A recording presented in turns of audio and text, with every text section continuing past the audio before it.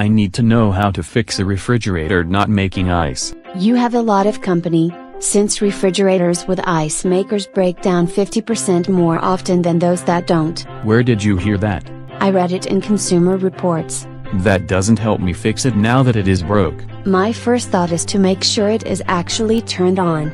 If you turned it off to save water or reduce noise, it won't work. Of course it is turned on. And you need to make sure the water is turned on to the ice maker. I haven't turned it off. Someone else might have if the water dispenser or anything on the way to that was leaking water. No one told me of a leak.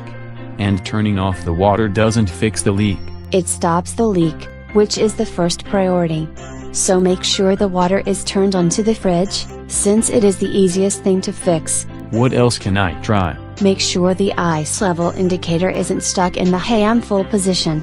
It is already in the down position. If the switch for the level indicator is broken, it will think there's enough ice already and not run. I have no idea how to fix that. Usually the solution is replacing the ice maker. Let's try something cheaper first. Make sure the water line to the ice maker isn't frozen. It is a water line. For many refrigerators, the water line goes through the freezer in order to chill the water coming out of the dispenser. If enough ice crystals form in there, it will block water flow to the dispenser. That would be the case of the freezer doing its job. If the same water line connects to the ice maker, then that ice dam also turns off the water supply to the ice maker. At least the solution for that is thawing out the freezer. I'm also assuming the reason the ice maker isn't making ice isn't because the water is leaking into the freezer instead, creating a thick layer of ice there. That would be pretty obvious if it happened. Whether from a freezer looking like a scene from the movie Frozen to a fridge drain pan flooding when the freezer defrost heater kicks in. If the ice maker managed to get encased in ice because of a situation like that, it will short out the electronics.